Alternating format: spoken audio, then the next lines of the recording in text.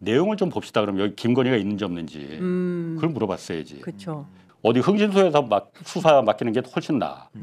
흥신소도 그렇게 안 할 거예요. 검사들 말만 믿고 그냥 그래 당신 말이 다 맞아. 이거 안 됩니다. 그 마이크 대주는 거죠. 뭐. 그렇죠. 근데 지금까지 드러난 정황과 기사 내용만 봐도 김건희 말이 다 거짓말이라는 게 다 드러나거든요. 수사를 고의로 지연하거나 그렇지. 방해하거나 봐주기 한 것도 수사 대상에 명확히 넣습니다. 그렇죠. 다시 말해 검사들도 수사 대상에 다 포함시켜 놨어요. 그렇습니다. 명확하게. 이거. 네. 김건희 씨와 관련된 평택항 밀수 의혹을 제기했습니다. 최은순 씨가 주인으로 있는 농수산물 수입업체에서 어쨌든 이상한 거를 들어오려고 하다가 이제 걸려가지고 그 오빠랑 김건희 여사가 그거를 좀 무마시키려고 여러 가지로 이상한 일을 했다. 장 소장은 한 언론사에서 구체적인 취재를 끝내고 정황적인 걸 보충하고 있는 것 같다며 농수산물 사이에 이상한 걸 넣어 밀수하려고 했다는 취지로 설명했습니다. 대단히 구체적으로 취재가 그 배추 사이에다가 하얀 가루 마늘 사이에다가 막 끼우고 아니 그리고 이게 마늘 수입하고 이 문제가 불거지면 큰 파장을 일으킬 거라고 내다봤습니다. 4년 넘게 수사에도 나오지 않던 김건희 여사의 육성 파일이 정권이 바뀌자마자 발견이 되면서 검찰의 부실 수사 논란이 커지고 있습니다. 김건희 여사의 육성 녹취 파일은 과거 수사의 허점을 여실히 보여준다는 평가입니다. 네. 검찰은 지난해 10월 브리핑에서 미래에셋 계좌와 관련한 수사 내용과 김건희 여사 진술이 엇갈린다고 밝혔습니다. 이 수사 결과 주가 조작에 이용된 김 여사 계좌 중 미래에셋 계좌만 HTS 방식으로 거래된 것으로 확인이 됐는데 김 여사는 HTS는 사용하지 않는다고 진술을 했다는 겁니다. HTS라고 하면 우리가 인터넷으로 접속하는 홈 트레이딩 시스템을 말하는데요. 이 수사 내용과 김 여사 진술의 앞뒤가 안 맞는 부분이 있었던 겁니다. 이럴 경우엔 압수수색을 통해서 이 증권사 직원과 토가 내역 등 추가 단서를 확보해야 하는데 검찰은 그러지 않았습니다. 앞서 검찰은 김 여사로부터 수익 30에서 40%를 받을 수 있을 거라 생각했다는 1차 주포 이모 씨 진술을 확보했습니다. 네. 수익 약정은 이 김 여사가 주가 조작 일당과 공모했거나 이런 사실을 인지했는지 확인할 수 있는 결정적 증거입니다. 김건희는 3특검을 다 가야 돼요. 그렇죠. 그러니까 여기 김건희 특검에서는 제 바빠. 신병 확보는 할 건데 네. 앞으로 계속 뺑뺑이 돌면서 아마 가장 강도 높은 네. 조사를 받을 겁니다. 그렇습니다. 김건희는. 어제 그 SBS에서 그 도이치모터스 주가 조작 관련해서 김건희 보도가 하나 나왔었거든요. 근데 사실 저거는 제가 봤을 때 매우 좀 문제가 저는 하여튼 문제가 있다고 봐요. 그러니까 저게 뭐냐면 어제 보도가 뭐냐면 김건희 녹음 파일이 수백 개 나온 게 4년 동안 4년 전엔 있었는데 왜 지금 못 봤냐 그러는데 4년 전에 2021년 7월에 압수수색을 저 증권사들을 다 했거든요. 검찰에서. 네. 그때 이제 저희가 보도한 게 있었어요. 아마 저희 보도를 보고 아마 그 검찰에서 흘린 것 같은데 SBS에 2021년 7월에 그러니까 검찰에서 압수물품 목록에 녹음 파일 녹취서가 들어 있었어요. 이때 이미. 그때 증권사 신한금융증 뭐 대신증권 다 미래에셋 때도 있었거든요. 이때 물론 압수한 거 중에 대신증권에서 그 3,300원에 뭐 8만 주 때려줘서 이거 녹취도 여기서 이때 나온 거고 이때 녹취가 압수가 됐었는데 그럼 이건 뭐냐? 지금 그럼 이거 말고 다른 걸 했다는 거냐? 저희가 이 문제를 제기했었거든요. 네. 그랬더니 어제 SBS에서 그 검찰 해명 보도가 나온 거야. 그게 뭐냐면은 이때는 김건희는 전부 다 전화 주문만 주로 했거든요. HTS 그러니까 컴퓨터로 하는 그 주문을 못했다는 거예요. 그건 이제 조작꾼들이 다 한 거고. 근데 보니까는 그때는 미래에셋은 다른 데는 이제 전화 주문이 있었는데 김건희가 미래에셋은 전부 다 HTS로만 했더라. 그래서 못 잡았다. 압수를 안 했다. 압수 요청을 안 했다. 통화 녹취를. 그게 말 돼요? 말이 안 되지. 그래서 그럼 저 미래에셋 저거는 뭐냐 지금 여기 있는 거는 그랬더니 이게 김건희는 아니고 다른 사람들 거를 갖다가 전화 주문 녹취를 갖다가 그 한 거다라고 어제 SBS는 그렇게 얘기를 해요. 아니 주가 조작 플레이어들이 그 빠른 시간에 통정 매매하고 시세 조정해야 되는데 그걸 전화로 일일이 해서 하는 그 바보들이 어디 있습니까? 그렇죠. 저 미래에셋 대우에 전화 녹취가 있다는 거는 당연히 플레이어들은 저기는 없지. 공범들은. 김건희밖에 없다는 거예요. 저는 그렇게 생각하고 있습니다. 그래서 사실은 어제 SBS에서 그러면 그걸 물어봤어야 돼. 기자라면 검찰에. 당신들만 그럼 다 이해하겠는데 그럼 여기 어쨌든 이게 남아 있으니까 이거는 왜 목록만 나와 있는 거니까 내용은 안 나와 있거든요. 네. 내용을 좀 봅시다. 그럼 여기 김건희가 있는지 없는지 그걸 물어봤어야지. 그렇죠. 왜냐하면 저게 그저께 저희가 저걸 보도를 했거든요. 네. 사실은 어저께 저쪽에서 연락이 왔어. 오. 검찰에서 자기네들 좀 해명을 하겠다 소명을. 비슷한 얘기를 했습니다. 저희 그때 HTS로 다 했기 때문에 저기는 이제 미래에셋 대우에는 다른 사람들 것만 있더라. 그래서 김건희 게 없다. 김건희 게 없더라. 그래서 이번에는 그런데 한번 그때 4년 전에는 그 실수를 했으니 이번에 퍼뜩 생각이 나갖고 아니 그럼 한번 전체 김건희 걸 다 요청을 해보자 해서 했더니 수백 개가 막 쏟아져 나왔다는 거예요. 아니 믿어줍시다 그거 그냥. 믿어줍시다. 말이 안 되죠. 그래서 믿기가 어려운데요. 어렵지. 아니 고검에서 그렇게 쉽게 확보하는 거를 우리나라의 검찰의 수사 능력이 그 정도밖에 안 됐다면은 정말 그거는 그냥 어디 흥신소에서 수사 맡기는 게 훨씬 나아. 흥신소도 그렇게 안 할 것 아니 같은데. 보통요. 그러니까 저런 사건 말고 제가 보통 취급한 일반 사건도요. 검찰의 이런 수사 기록 같은 거 있잖아요. 가끔 이렇게 조사하면서 보여주고 이러거든요. 수사관들이. 진짜 기록은 꼼꼼하게 우리가 일반인들의 상상을 초월할 정도로 검찰이 꼼꼼합니다. 그렇죠. 사실관계 정리나 증거 이거는 도사들이거든요. 어떤 건 왜냐면 다 훈련이 되기 때문에. 근데 저걸 가지고 뭐 김건희 거 몰라고 놓쳤다. 이거는 그냥 봐줄 의도 외에는 해석이 안 되는 거죠. 제가 볼 때. 그래서 제가 그 연락이 왔길래 좋다 내가 다 믿어주겠다. 그럼 믿어줄 테니까 그걸 좀 보자. 내가 보도 안 하고 촬영도 안 하겠다. 나만 확인하면 되는 거 아니냐. 내 눈으로만 가서 확인을 하겠다. 그랬더니 그거는 안 된다. 오지 말라 그러죠. 오지 말라 그러지. 그건 안 된다. 안 된다 그래서 그럼 그걸 내가 어떻게 믿느냐. 나는 검사들 일단 못 믿겠다. 그동안 한 짓이 있으니. 못 믿죠. 그랬더니 그건 안 된다고 해요. 그런데 어저께 SBS 보도가 나왔더라고. SBS도 받아주었네. 그러니까 흘린 거로 저는 봐요. SBS 기자는 저거 확인해야 됩니다. 그 보도를 하려면은 검사들 말만 믿고 그냥 그래 당신 말이 다 맞아. 이거 안 됩니다. 그 마이크 대주는 거죠. 뭐. 그렇죠. 제가 한 가지만 좀 더 증거를 댈게요. 그래서 과거 기록을 다시 다 뒤져봤어. 이거는 어떻게 설명할지 좀 해명을 해야 됩니다. 이종호 2022년 그때 재판이 있었잖아요. 그때 공범들. 2022년에 공판이 있었는데 이종호 그 블랙펄 대표 그때 변호인이 이걸 말합니다. 김건희 명의의 미래에셋 대우 계좌는 대부분 HTS를 이용해서 주식 거래가 이루어집니다. 이렇게 말을 하거든요. 딱 떨어지는 얘기인데요. 대부분. 대부분. 모두가 아니고 대부분이라고 했거든요. 일부는 그러니까 전화 주문이 있다는 거예요. 물론 저 미래에셋 계좌 김건희 걸 갖다가 차용해서 자기네들이 시세 조정한 공범들은 전부 다 HTS로 했습니다. 김건희 계좌를 이용했으니까. 근데 김건희가 전화 주문한 게 있어요. 있어요. 그러니까 저기도 대부분이라고 한 거거든요. 그게 제가 물론 제가 그 모든 기록을 다 볼 수는 없으니까 한정된 그러니까 제한된 자료는 나온 거로만 저희는 추정할 수밖에 없는 거잖아요. 딱 최소한 2건은 전화 주문을 했습니다. 그게 뭐였냐면은 이른바 이제 요거는 다 아실 거예요. 그러니까 3,300원을 8만 주 때려주세요. 대신증권에서 요게 이제 전화 녹취가 대신증권에 나온 거잖아요. 자, 처음부터 보면 10월 20일 날 2010년 10월 21일 날 도이치 2차 작전이 이때 시작이 됐거든요. 이때부터는 막 그 공범들이 물량을 막 매집을 해야 됩니다. 일단 도이치 주식이 많이 있어야만 이걸 갖고 그다음에 장난을 치거든. 막 매집을 해서 김건희한테도 도이치증권을 갖다가 자기들한테 넘기라고 해요. 그래서 이제 8만 주 3,300원 매도해달라는 것도 7초 만에 자기네들이 갖고 간 거고 그 이틀 전에 그러니까 시작되고 일주일 뒤에 대신증권에 있던 김건희 계좌에 이건 전부 다 김건희 계좌입니다.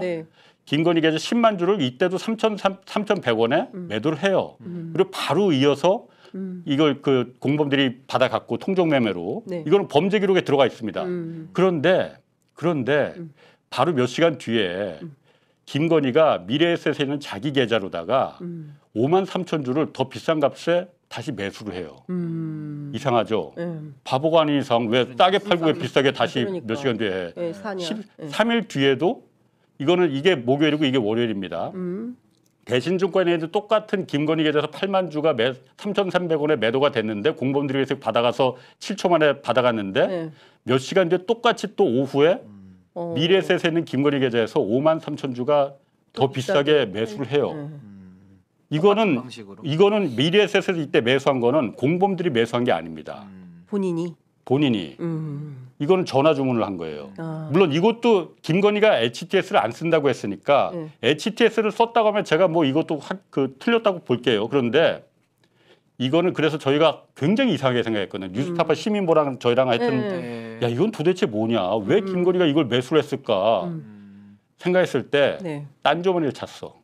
김건희가.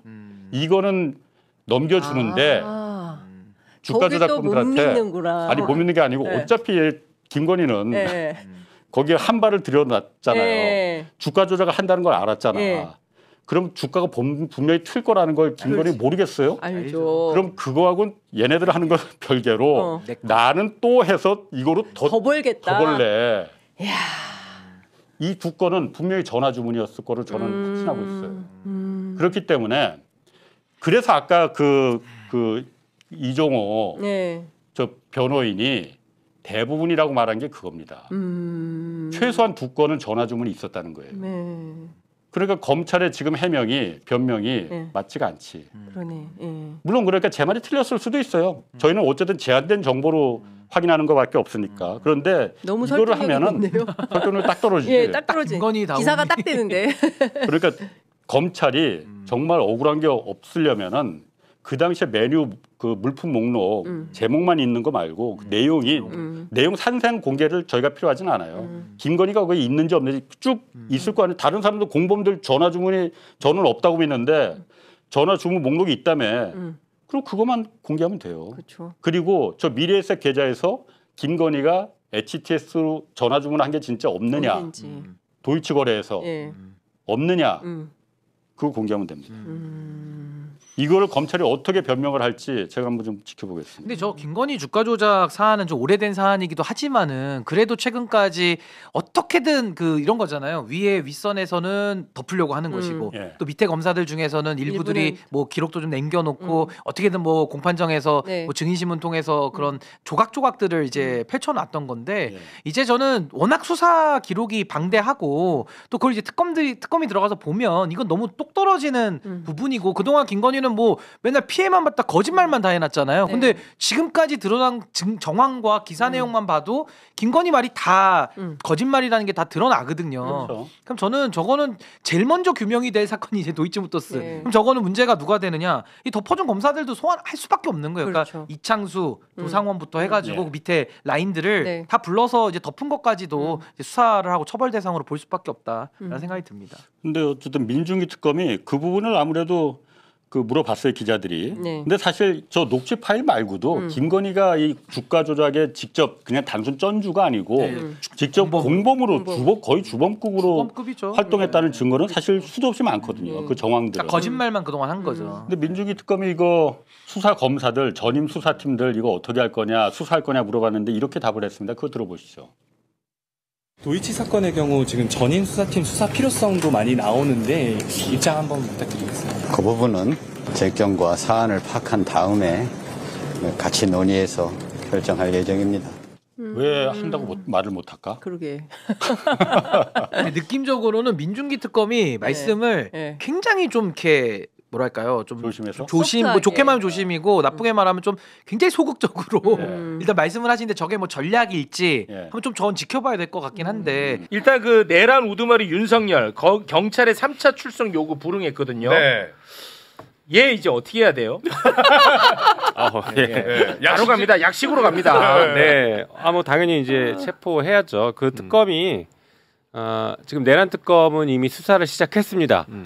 뭐 아시는 것처럼 김용현 기소했잖아요. 추가 기소했죠. 김용현 측에서 준비 기간에 기소를 못하지 않냐 다퉜더니 특검이 우리 수사 시작했다. 왜냐하면 특검법에는 20일 이내에 준비 기간을 쓸 수 있도록 제가 법을 바꿨어요. 기존에는 20일 동안, 그러니까 20일은 무조건 준비를 해야 돼. 근데 그거를 특검이 자율적으로 판단해라라고 바꿔놨습니다. 20일 이내로. 재량권을 줬구나. 네, 특검이 재량적으로 해라. 너무 난 그래도 이거 여쭤보려고 왜냐하면 김용현이가 그 고발해요. 중앙지검에. 네, 이거 다 미리 설계 다 해놨습니다. 이런 것들.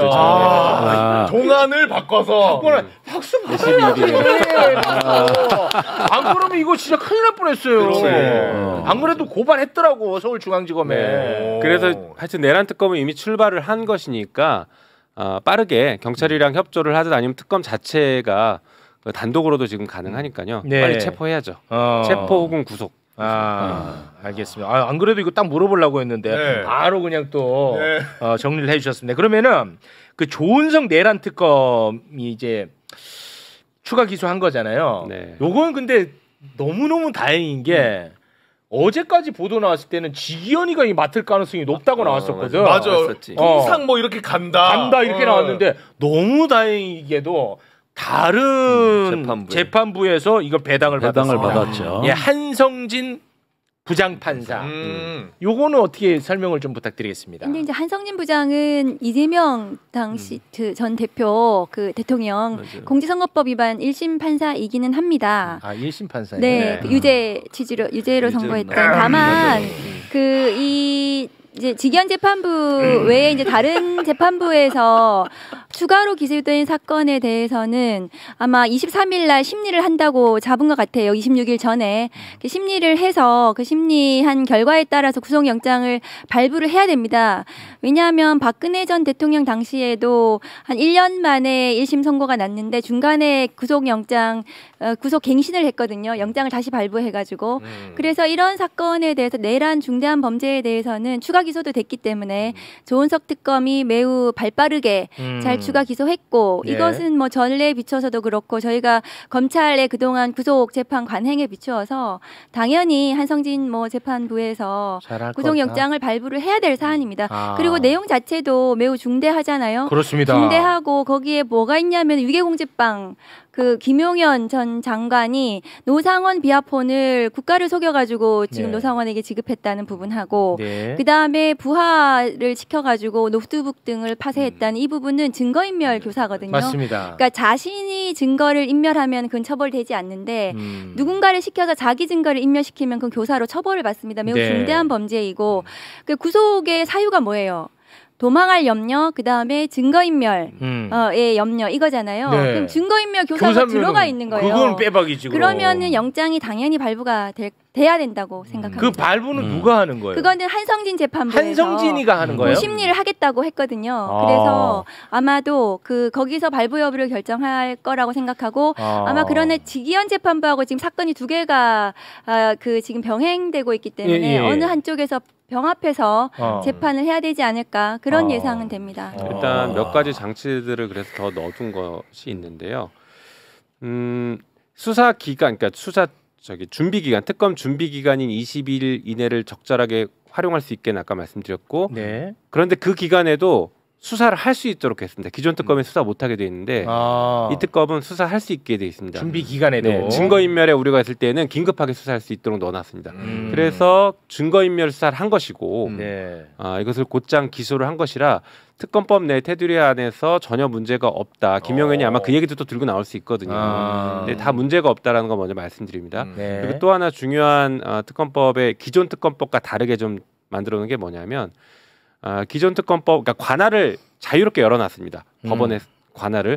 기존 특검법은 무조건 서울중앙지방법원에만 기소할 수 있게 해놨어요. 중요 사건 다 거기서 하니까 기존 특검법은 그냥 그렇게 관할을 지정했는데 이번 특검은 아무래도 지기현에 대한 논란이 계속 있어 왔기 때문에 굳이 중앙지방법원으로 기소해서 병합하게 하는 일을 굳이 할 필요는 없고 특검이 자율적으로 판단해라 라고 해서 다른 법원에도 기소할 수 있게 열어놨습니다.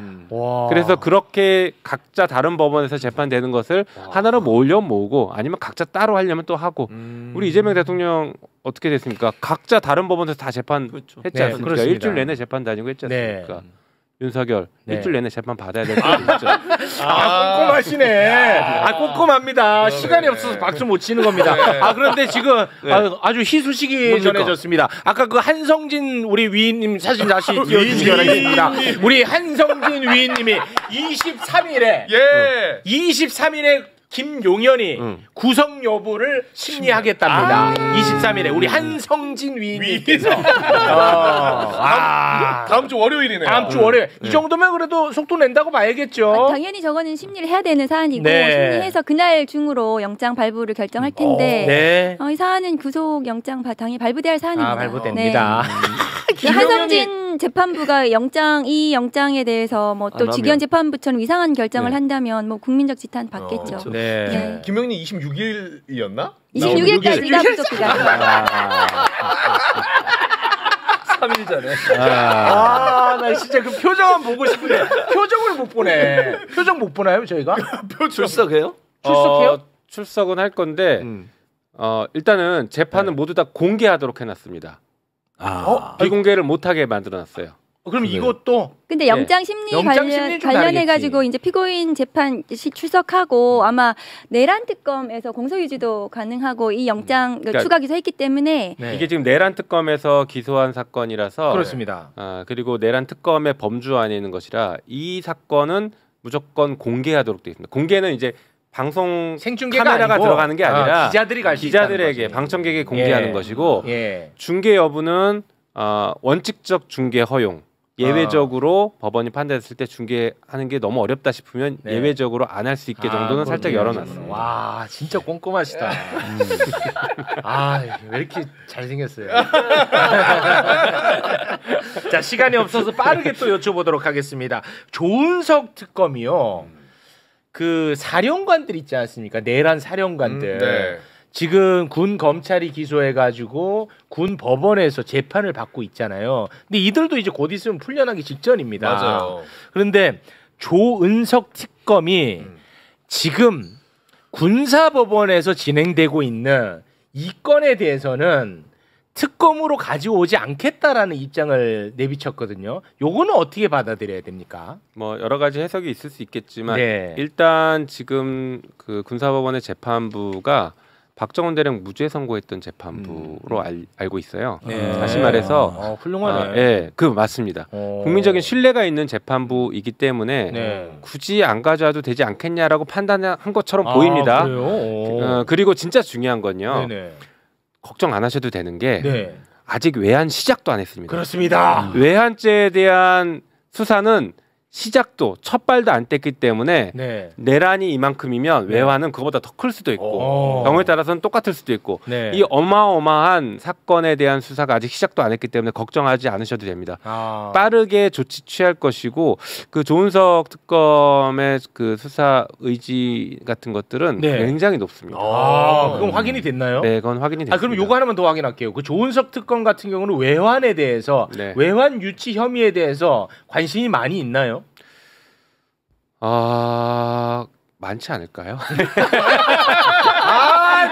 막판에 꼬리 내리세요.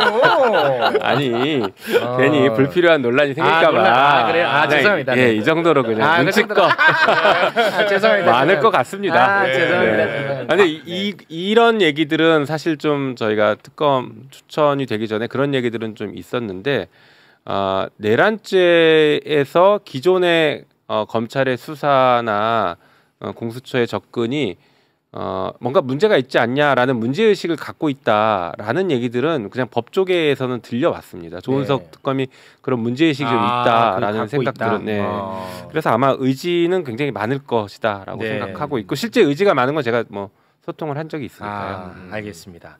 자 그리고 내란 특검에서 특검보를 이번에 임명을 했더라고요. 근데 검사 출신이 5명이고 경찰 출신 1명이던데 뭐 제가 뭐 알아요? 이 사람도 모르잖아. 그렇죠. 한번 띄워놔 드릴 테니까 우리 그 두 분이 좀 설명해 주실 부분이 있으면 설명 좀 부탁드리겠습니다. 다 초면이네. 우선 이제 내란 특검은 중요하게는 이제 검찰이 내란 과정에서 어떤 공모 역할을 했는지가 규명이 안 됐잖아요. 그러면 검찰을 향해서 이 수사가 지금 진행이 돼야 되는 건데 특검도 검찰 출신이고 또 그 그 특검이 또 특수 출신이어서 네. 또 여러 가지 또 뭐 걱정하시는 바가 있는데 특검보를 전부 다 대부분 검찰로 채운 것은 조금 저는 좀 아쉽다. 게다가 저 특검보 중에 2명은 윤석열 검찰총장이 대검에 데리고 있었던 참모다. 누구예요, 누구? 그리고 한 명은 또 박근혜 그 대통령 정부 당시에 청와대 민정에 파견됐던 검사 출신이어서 그 세 명은 친윤 검찰과 매우 가까울 수도 있다. 그래서 그러면 검찰에 대한 수사가 좀 그러니까 약간 판사 출신이나 뭐 변호사 출신이 좀 가서 했으면 좋았겠다 이런 아쉬움은 있거든요. 네. 왜냐하면 지금 내란 특검의 파견 검사들이 60명인가요? 60. 그래서 그 검사들이 대부분 특수본에 있던 검사들이 많이 가가지고 실체와 관련해서는 그 검사들이 많이 수행을 할 텐데 그거에 대한 뭐 그 수사 방향이나 이런 것들을 할 때 검찰로 좀 이렇게 방향을 가져갈 수 있도록 해야 되는 게 저 특검보들의 역할일 텐데 특검보와 특검이 모두 이제 특수나 뭐 그 검찰 출신이어서 그런 부분 좀 아쉽긴 한데 조은석 특검이 워낙에 침대에 눕혀놓고 팔다리 잘 자르는 사람이잖아요. 그래서 저는 뭐 잘 할 거다. 잘 하기를 바란다. 이 정도로 말씀드릴게요. 네, 저도 검사 출신을 뭐 침대에 묶어 놓는다고 판사 출신이 되는 건 아닌 것 같은데. 조금 첨언하면 우리 박은정 의원님 되게 중요한 지적을 해주신 것 같고요. 그러니까 특검을 우리가 바라볼 때는 비판적 응원을 해야 됩니다. 맞습니다. 그래서 정확합니다. 이런 방금 말씀하신 그런 지적 포인트들이 있을 수 있기 때문에 그렇습니다. 이런 것들 우리가 계속 공개적으로 맞습니다. 비판 혹은 감시하겠다라고 얘기를 하고 그리고 잘할 때마다 잘할 때는 응원해주고 그렇습니다. 그렇게 됩니다. 그리고 한 명 좀 예의주시해서 보셔야 사진 좀 올려주세요. 저 이윤재 명지대 교수. 저분 같은 경우에는 이번에 그 윤석열 탄핵안 이 탄핵안에 초안을 작성하신 분이에요. 그래요? 그러니까 저랑 같이 탄핵안 초안 쓰고 그걸 마지막에 제가 손봐서 탄핵안 최종본을 만들었는데 초안을 쓰신 분이라 누구보다도 이 내란 사건에 대해서 이해도가 높은 분입니다. 그리고 뭐 검사 출신으로 돼 있긴 하지만 사실은 검사를 그렇게 오래 하지는 않으셨고 저희 동기인데 금방 하고 나가셨어요. 동기예요. 그리고 이제 뭐 금방 나갔대. 금방 하고 나갔대. 문재인 정부 때 법무검찰개혁위원회에서 활동을 하시고 하셨던 분이고. 그래요? 이번에 특검 추천도 되셨던 분이죠. 그래서 저분을 그분이 이분이구나. 이윤재. 최혜병 특검의 특검으로 추천이 됐던 분이기도 하죠. 이분이 그 사람이 또 괜찮더라고. 이분이 그 야학도 열심히 하더라고. 야학. 그건 제가 잘 모르겠어요. 요건 저만 아는 거예요. 요건 저만 아는 소스입니다. 야학. 사람이 괜찮더라고. 그 사람이 이 사람이었구나. 그래서 하여튼 좋은 생각 가지고 뭐 잘 접근할 수 있는 분이지 않을까. 그래서 저분도 비판적 응원을 그래서 혹시 모르지만 비판적 응원을 계속 같이 해주시면 좋을 것 같아요. 알겠습니다. 요거는 요렇게 정리하고요. 자, 시간이 없어서 요거 하나 좀 여쭤보겠습니다. 김건희 특검 최근에 또 김건희 도이치모터스 주가 조작 관련해 가지고 녹취 파일이 나왔다고 해서 떠들썩하지 않습니까? 그 녹취 파일이 우리에게 알려주는 건 뭡니까? 2021년 검찰이 수사 엉망으로 했고, 그렇죠. 2024년 검찰이 수사 엉망으로 했다라는 걸 우리에게 알려주고 있는 겁니다. 맞죠? 그렇죠. 맞죠. 그런데 이번 김건희 특검에 파견 검사들이 들어갔죠. 그 파견 검사 가운데 한문혁이라고 하는 검사가 있습니다. 한문혁. 누군데? 이 사람이 누구냐면 말이죠. 2021년 서울중앙지검에서 도이치모터스 주가 조작 의혹을 수사했던 사람입니다. 그런데 이번에 팀장으로 들어갑니다. 김건희 특검에? 김건희 특검 안에는요. 수사에 이 무마한 사람들도 다뤄야 되거든요. 그렇죠. 맞아요. 이 참으로 이거 아주 아이러니한 모습이 지금 연출이 되고 있단 말이지요. 수사를 고의로 지연하거나 방해하거나 봐주기 한 것도 수사 대상에 명확히 그렇죠. 다시 말해 검사들도 수사 대상에 다 포함시켜놨어요. 그렇습니다. 명확하게. 네. 그렇기 때문에 수사팀을 잘 꾸려야죠. 맞습니다. 검찰 본진 털러 가는 특검이에요. 그렇죠. 김건희 이제 수사 방해와 관련해서는 가장 중요하게는 심우정 비화폰으로 김주현 민정수석하고의 통화. 그 후에 그 김건희에 대한 뭐 조사가 이루어지고 도이치모터스 무혐의가 이루어지고 이런 시간 순서상으로는 그런 게 있기 때문에 그 수사가 굉장히 확대되어야 되는 거죠. 대통령실까지 그 민정수석까지 합해가지고 김건희 수사 방해에 대해서는 수사가 이루어져야 되는 상황인 건 맞습니다. 네. 자, 채입니다. 채. 아이. 채 아이. 그리고 채희만. 참고로 이게 도움이 될 얘기일지 모르겠는데 한번 말씀드려보면요. 제가 지난번 문재인 정부 때 검찰 과거사위원회에서 위원으로 활동했어요. 그래서 사건을 여러 가지 사건들을 조사를 했는데 어떤 사건은 검사가 피해자였고 외압을 받은 피해자였고 어떤 사건에서는 동일한 검사가 우리 조사 대상이었습니다. 이 무슨 얘기를 하려고 하는 거냐면 검사라는 사람들이 어떨 때는 되게 생각 없이 흔들린다. 그래서 어디서 무슨 일을 했기 때문에 이리로 가져오면 안 된다가 대부분은 맞을 수 있겠지만 경우에 따라서는 중심을 잡아주는 사람이 이 사람의 능력을 어떻게 활용하느냐에 따라서 검사의 또 활동 방향도 다르고 혹은 또 세탁이라고 표현하는 게 맞을까요? 이렇게 하려고 오는 사람들이 있어요. 그래서 아까 말씀드린 것처럼 이런 문제가 있다는 것은 저희가 계속 강조해서 지적을 앞으로도 계속 할 거고 거기에 대해서 특검이 문제가 맞다 싶으면 철회를 하면 되고요. 알고서도 나는 이 사람의 장점을 계속 끌고 가겠다라고 하면 결과를 보여줘야 돼요. 맞습니다. 네. 전 매우 동의합니다. 전적으로 결과를 보여줘야 돼요. 특검은 모든 것을 결과로 말하는 것입니다. 맞습니다. 그러니까 예를 들어서 아까 한문혁 사진 다시 좀 띄워주시겠습니까? 예를 드는 겁니다. 뭐 이 사람이 2021년에 예를 들어서 위에서 야 김건희 수사 똑바로 하지 마! 라고 해서 똑바로 안 했어. 예를 들어. 근데 이번에는 특검에 들어가서 똑바로 해! 하면 똑바로 해. 이럴 수는 있다는 거지.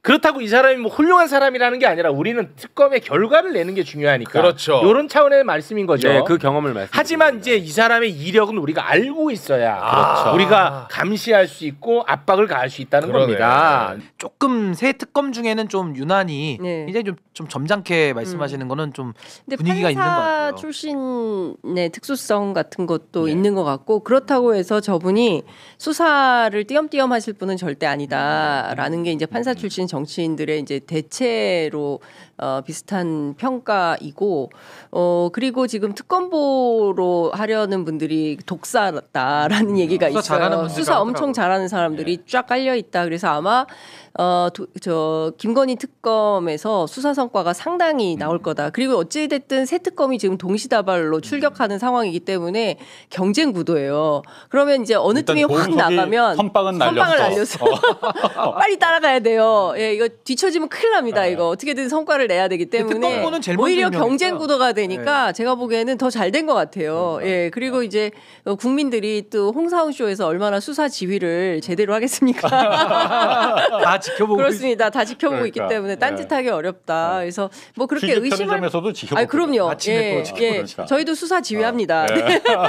아침에 홍사훈 쇼는 오후에. 아니 그러니까 민중기 특검이 이건 제가 그냥 그 말씀을 분석을 한 거고 톤앤 매너를 이야기를 한 거고 특검본은 또 가장 먼저 꾸렸어요. 그러니까 어떻게 보면 수사팀의 진용은 가장 먼저 갖춰졌기 때문에 아마 좀 속도가 굉장히 빠르게 전개될 걸로 보여집니다. 이거 전임 검사 수사팀 이거 어떻게 할 거냐 이 부분이 좀 그 약간 좀 딜레마가 그 전임 수사팀 그러니까 그 김건희 도이치를 수사했던 그 검사 3명이 지금 특검에 합류가 돼 있잖아요. 물론 그러니까 최종적으로 무혐의 결정할 때 이 사람들은 없었어. 이 사람들은 다 다른 데로 이제 전보가 났고 무혐의 도장을 찍은 거는 어쨌든 그때 이창수 중앙지검장이랑 조상원 4차장 최재훈 그 반부패 2부장 이 세 사람입니다. 그러니까 이게 요 부분이 조금 특검팀에서 어쨌든 그래도 수사를 한 사람들이 했던 사람들이 특검에 합류해 있으니까 아무래도 좀 아니 그러니까 이게 그 이제 관계 문제들 그러니까 그 사실은 내란 특검도 마찬가지잖아요. 그 실제로 뭐 박세현 고검장을 만나서 협의를 하고 그리고 박세현 고검팀에서 이제 특수본 팀을 전원 다 드리는 게 맞냐. 그 중에서 소위 윤 묻은 사람들은 좀 걸러내고 받아야 되는 거 아니냐. 이제 이런 얘기가 있고 그리고 오히려 수사한다고 들어왔다가 정보만 싹 취합해가지고 저쪽에 팔아넘기는 방식의 일종의 이제 간자 역할을 하는 검사들도 있을 수 있는 거 아니냐. 수사에 올인하는 게 아니라. 구독과 알림 설정은 많은 힘이 됩니다. 더욱 좋은 영상으로 보답하겠습니다.